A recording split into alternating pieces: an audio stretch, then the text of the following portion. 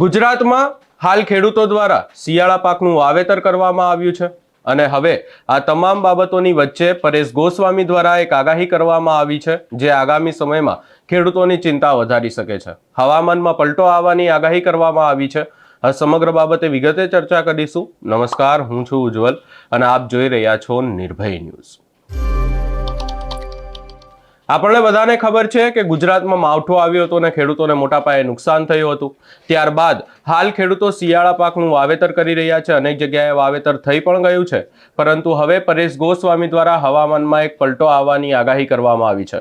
કહેવામાં આવ્યું છે કે વેસ્ટર્ન ડિસ્ટર્બન્સ ગુજરાત ઉપરથી પસાર થવાનું છે અને એ દરમિયાન ક્યાંક ને ક્યાંક વેસ્ટર્ન ડિસ્ટર્બન્સ પસાર થાય છે એટલે માવઠું થવાની પણ શક્યતાઓ હોય છે।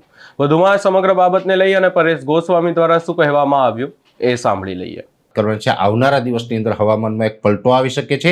વેસ્ટર્ન ડિસ્ટર્બન્સની જે ટ્રફ હોય છે એ ગુજરાત સુધી લંબાવાને કારણે ગુજરાતના અમુક વિસ્તારોની અંદર માવઠાના ઝાપટા પડી શકે છે।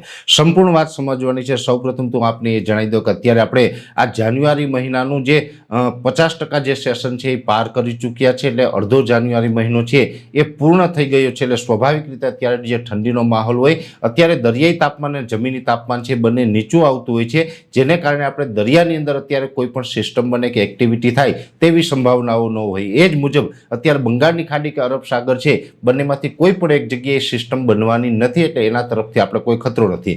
સ્વાભાવિક રીતે અત્યારે જે શિયાળાની સિઝન ચાલુ હોય એટલે ઉત્તર ભારત ઉપરથી WD એટલે કે વેસ્ટર્ન ડિસ્ટર્બન્સ પસાર થતા હોય ને એમાંથી કોઈ મજબૂત વેસ્ટર્ન ડિસ્ટર્બન્સ પસાર થાય ને એનો ટ્રફ છે આપણા સુધી લંબાય ત્યારે ચોક્કસથી આપણા વાતાવરણમાં પલટો આવતો હોય, ઝાપટા પડતા હોય છે, માવઠું થતું હોય છે।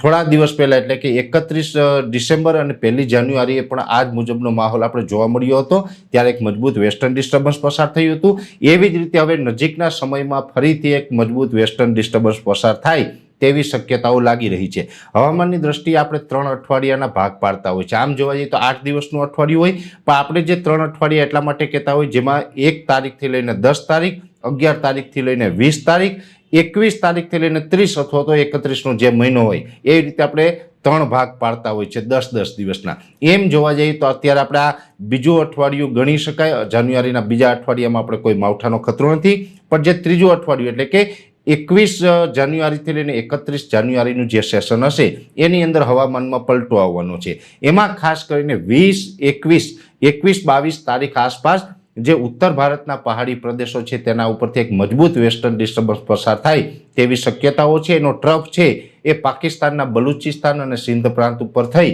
અને ગુજરાત સુધી આવે તેવી શક્યતા લાગી રહી છે, જેને કારણે જાન્યુઆરી મહિનાના છેલ્લા અઠવાડિયાની અંદર ગુજરાતના હવામાનમાં પલટો આવશે ને અમુક જગ્યાએ માવઠાના ઝાપટા પડે તેવી શક્યતાઓ છે, જેમાં ખાસ કરીને 21 તારીખથી લઈને 25 વચ્ચે લગભગ તો આ માવઠાનો જે માહોલ છે એ જોવા મળશે, જેમાં વધુ શક્યતા છે એ 21 થી 25ની અંદર છે। જો કે 21 થી 25 એટલે 5 દિવસ કન્ટિન્યુ નથી આ હવામાન પલટાવાનું કે માવઠું થવાનું।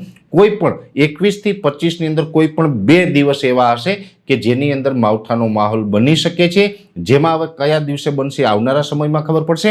અત્યારે એવું લાગી રહ્યું છે સતત બધામાં નથી પડવાનું, પણ 21 થી 25 વચ્ચે શક્યતા છે ને 21 થી 25 જાન્યુઆરી દરમિયાન જે માવઠાના ઝાપટા પડે એમાં 21 થી 25 એટલે એવું નથી કે 5 દિવસ સુધી કન્ટિન્યુ આ ઝાપટા પડે। 21 થી 25 વચ્ચેના કોઈ પણ 2 દિવસ એવા હશે કે જેની અંદર માવઠાના ઝાપટા છે એ પડી શકે।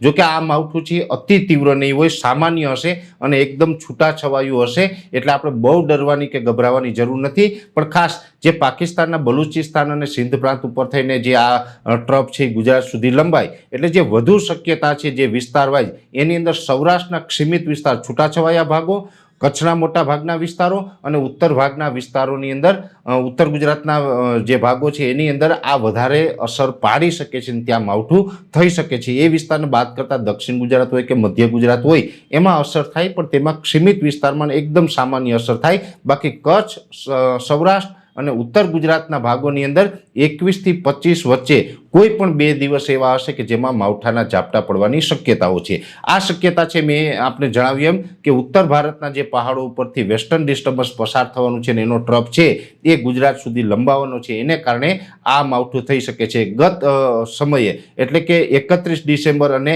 1 જાન્યુઆરીના રોજ જે પ્રકારે જે માવઠું થયું હતું એ જ પેટર્નથી આ માવઠું થવાનું છે. એ જ રીતે વેસ્ટર્ન ડિસ્ટર્બન્સ પસાર થવાનું છે અને એનો ટ્રફ ગુજરાત સુધી લંબાવવાનો છે. એટલે આપણે 21 થી 25 જાન્યુઆરી 2026 વચ્ચે સીમિત વિસ્તારોમાં આ માવઠાની સંભાવનાઓ છે.